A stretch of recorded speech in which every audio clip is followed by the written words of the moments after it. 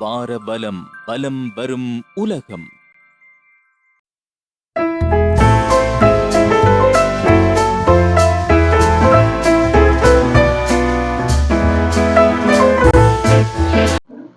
இது வாரவலம் செய்திகள். கிழக்கு மாகாண பண்பாட்டு அலுவலர்கள் திணைக்களத்தின் கிழக்கின் 100 சிறுகதைகள் நூல் வெளியீட்டு விழா மட்டக்களப்பில். இனி விரிவான செய்திகள்.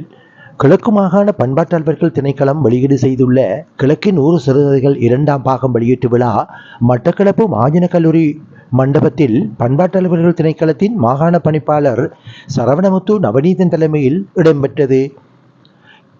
குவைத் நாட்டுக்கான முன்னாள் இலங்கை தூதுவர் பாலசுப்ரமணியம் காண்டீபன் பிரதம அதிதியாகவும், கிழக்கு மாகாண விளையாட்டு திணைக்கள பணிப்பாளர் எஸ் பிரகாஷ், கிராமிய அபிவிருத்தி திணைக்கள மாகாண பணிப்பாளர் கே இளங்குமுதன், கல்முனை வடக்கு பிரதேச செயலாளர் டி ஜே அதிசயராஜ், கிழக்கு மாகாண சமூக சேவைகள் திணைக்கள பணிப்பாளர் சிவராஜ் ஆகியோர் கௌரவ விருந்தினர்களாகவும் கலந்து கொண்டனர். மட்டக்களப்பு, அம்பாறை, திருகோணமலை மாவட்டங்களைச் சேர்ந்த கிழக்கு மாகாணத்தின் 100 புனைகதை எழுத்தாளர்களினால் எழுதப்பட்ட 100 சிறுகதைகள் குறித்த கிழக்கின் சிறுகதைகள் தொகுப்பில் இடம்பெற்றுள்ளன. நூல் ஆய்வுரைகளை பிரபல எழுத்தாளர் உமா வரதராஜன், தென்கிழக்கு பல்கலைக்கழக மொழித்துறை விரிவுரையாளர் எம் அப்துல் ரஸாக், மட்டக்களப்பு மாவட்ட பிராந்திய உள்ளூராட்சி உதவி ஆணையாளர் எஸ் பார்த்திபன் ஆகியோர் நிகழ்த்தினர். சிறுகதை எழுத்தாளர்களின் சார்பாக விசேட உரையை சிரேஷ்ட ஊடகவியலாளரும் எழுத்தாளருமான டி எல் ஜௌஃபர் கான் நிகழ்த்தினார். அதிதிகளுக்கும் சிறுகதை எழுத்தாளர்களுக்கும் நூலின் பிரதிகள் வழங்கி வைக்கப்பட்டன. கிழக்கு மாகாண பண்பாட்டு அலுவலர்கள் திணைக்களம் 2001ஆம் ஆண்டு கிழக்கு மாகாணத்தில் உள்ள 100 சிறுகதை எழுத்தாளர்களின் சிறுகதைகளை கிழக்கின் சிறுகதைகள் 100 முதலாம் பாகத்தை வெளியிட்டிருந்தது. இப்போது அதன் 2ஆம் பாகம் வெளிவந்துள்ளது. எழுத்தாளர்கள், ஊடகவியலாளர்கள், இலக்கியவாதிகள், உயர் அரசு அதிகாரிகள் என பெரும் எண்ணிக்கையிலானோர் இந்நூல் வெளியீட்டு விழாவில் கலந்து கொண்டனர். இது வாரவலம் செய்திகள். வாரவலம் செய்திகளோடு நீங்கள் இதுவரை இணைந்து கொள்ளவில்லை என்றால் எமது சேனலை சப்ஸ்கிரைப் செய்யுங்கள். எழுத்தாளர்கள், இலக்கியவாதிகள், உயர் அரசு அதிகாரிகள் என பெரும் எண்ணிக்கையிலானோர் இந்நூல் வெளியீட்டு விழாவில் கலந்து கொண்டனர். இது வாரவலம் செய்திகள். வாரவலம் செய்திகளோடு நீங்கள் இதுவரை இணைந்து கொள்ளவில்லை என்றால் எமது சேனலை சப்ஸ்கிரைப் செய்யுங்கள்.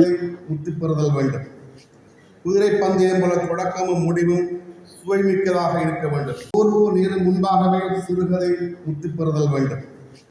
குதிரை பந்தயம் போல தொடக்கமும் முடிவும் சுவைமிக்கதாக இருக்க வேண்டும்.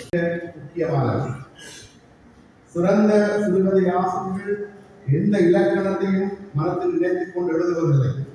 மக்களால் அதிகம் விரும்பி வாசிக்கப்படும் இலக்கிய வரிகள் நாவலும் சிறுகதைகள் தான். சிற்றிதழ்கள் 2 வகைகளை மட்டுமே நம்பி வெளிவந்த காலகட்டமும் உண்டு.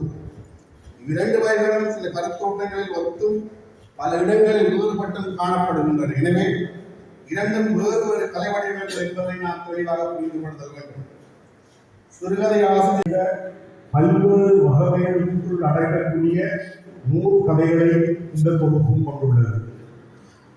எல்லா கதைகளும் இலக்கிய வாழ்வியலை மூலங்களை கொண்டிருக்கின்றன. வித்வான் சாயி தொடர்ந்து விளையாட்டு திணைக்களத்தினுடைய பெற்றுக் கொள்வதற்காக உங்களுடைய நிகழ்ச்சியிலே முதன்மை பெயர்கள் வாசிக்கப்பட்டிருந்த போது சில நேரங்கள், சில காலங்கள் தேவைப்படுகின்றன. சில படைப்புகளுக்கு அவை சில வருடங்களாக இருக்கின்றன, சில படைப்புகளுக்கு சில 10 வருடங்களாக இருக்கின்றன, ஏன் இன்னும் சில படைப்புகளுக்கு 100 ஆண்டுகள் கூட ஆகலாம். அந்த வகையில் இந்த காலப்பகுதிகளை எல்லாம் தாண்டிவிட்டு எந்த ஒரு காலத்திலும் சங்கத்தோடு நின்று பேசுகின்ற, அளவழுகின்ற சில படைப்புகளும் இருக்கத்தான் செய்கின்றன. அத்தகைய படைப்புகளை நாங்கள் காலத்தை வென்ற படைப்புகள் என்று சொல்கிறோம்.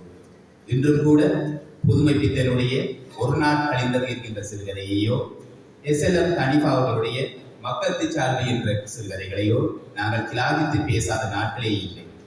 இத்தகைய படைப்புகள் காலத்தை வென்றவை, எந்த ஒரு காலத்திற்கும் பொருத்தமான கருத்துக்களை சமூகத்துக்கு எடுத்துச் செல்கின்றன.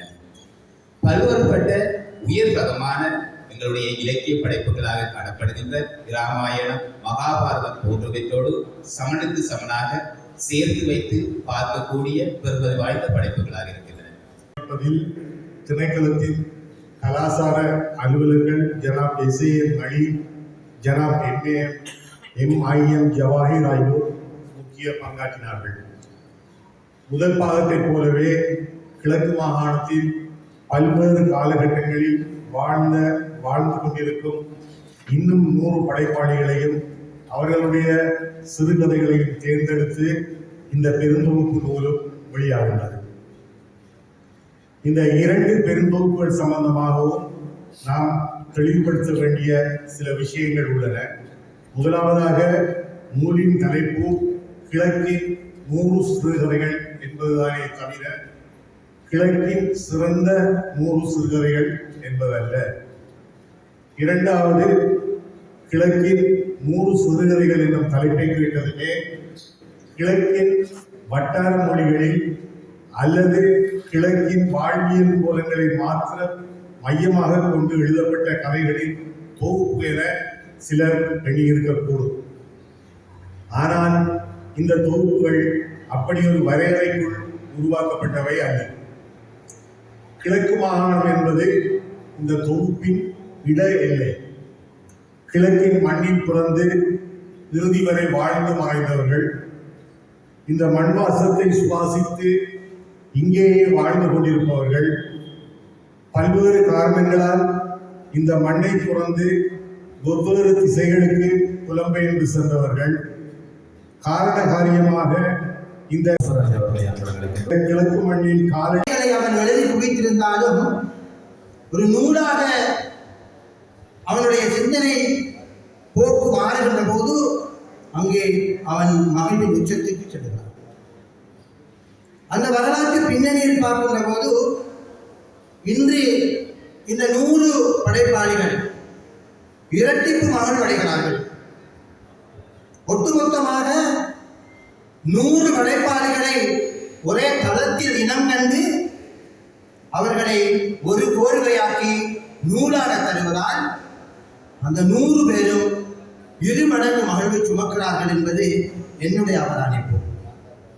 அந்த வகையில் ஏற்கனவே 100 சிறுகதைகள் கிழக்கின் சிறுகதைகளாக தொகுப்பு 1ஆக வெளிவந்து இன்று அதன் 2வது பதிப்பு வெளிவந்திருக்கிறது. இதன் பின்னணியில் எங்களுடைய கிழக்கு மாகாண பண்பாட்டு அலுவலர் திணைக்களத்தினுடைய மாகாண பணிப்பாளர் நவநீதன் ஐயா அவர்கள் வெறுமனே அவருக்கு வாழ்த்துக்கள் அல்லது பாராட்டுக்கள் அல்லது நன்றிகள் என்கின்ற அடைமொழிகளால் அவரை அடைத்து விட்டு செல்வதில் அர்த்தமில்லை. இது ஒரு மிகப்பெரிய பணி. ஒரு சாதாரணமாக ஒரு படைப்பாளி அவனுடைய நூலை வெளியிடுவது என்பது கல்லில் நாளிருப்பதை போல பல்வேறு சிரத்தைகளை எடுத்து வெளியிட வேண்டியிருக்கிறது. நானும்